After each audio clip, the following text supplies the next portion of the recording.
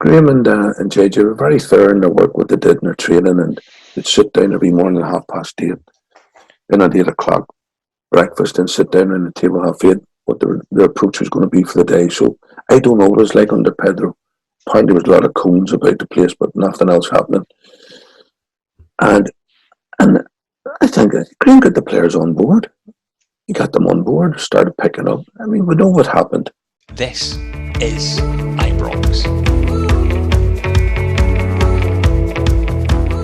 And unfortunately, what happened to Graeme, that was a sore one, because I got on great with him.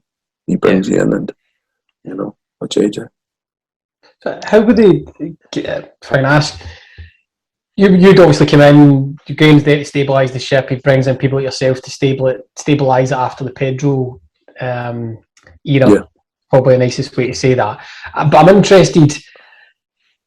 Was there still a hangover from Pedro? Was there still a confusion about his system versus Graeme's system, or was it just a case of let's get back to basics, lads? The squad should be good enough to win these games. Was that? That was it. I mean, Graeme and JJ were very thorough in their work, what they did in their training, and they'd sit down every morning at 8:30, then at 8 o'clock, breakfast, and sit down around the table at 8:30, what their approach was going to be for the day. So I don't know what it was like under Pedro. Apparently there was a lot of cones about the place, but nothing else happening. And I think Graeme got the players on board. He got them on board, started picking up. I mean, we know what happened. I mean, the Celtic game's done, and that was horrific what happened in them games. Yeah. And it was really disappointing the way it worked out for him, But as for the coaching side of things, you just did what you had to do. I just love walking about and seeing people that may be a wee bit down, or they're not putting in what they normally put into this training sessions, and see what's wrong with them, and do wee bits and pieces. But the bulk of it is that try and keep as much away from the manager's door as you can. I've always done it with Jimmy Calderwood and Kenny Shield or anywhere I've been. That's a bit that I like doing, and keeping things away from the manager if you can sort them out yourself with the player, and the player's happy enough, and do it that way. If you guys will indulge me, just Jimmy, maybe you can or can't answer this question, right? But from the outside, as fans, it looked as though there might have been an uptick in results and stuff, but maybe unfairly on Graeme and the staff and stuff. It looked as though the players were picking and choosing when they kind of wanted to turn up, and were kind of ruling the roost. So from your perspective, again, I know you need to kind of take a position on this, but was that the case? Because it looked like a pretty broken dressing room from the outside. It wasn't always broken. It wasn't always. We had our moments. We had our moments when I've seen players and the arguments after games, and I've seen another side of 2 or 3 of them, and I thought, no, I don't like that, So, and it wasn't harmonious all the time. But we know the games that done us in. The ones that Ibrox, whenever they were down to 10 men, we lost that one. You think, God, if we'd have won that, then just loads, and Edward pops up and scores. And there was loads of examples. You think, geez, what a, But listen,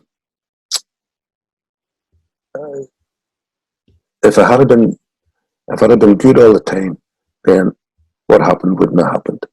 But you can't. It's very difficult to keep players happy and contented all the time. That's a special gift that you've got to keep 25, 26, 28 players happy.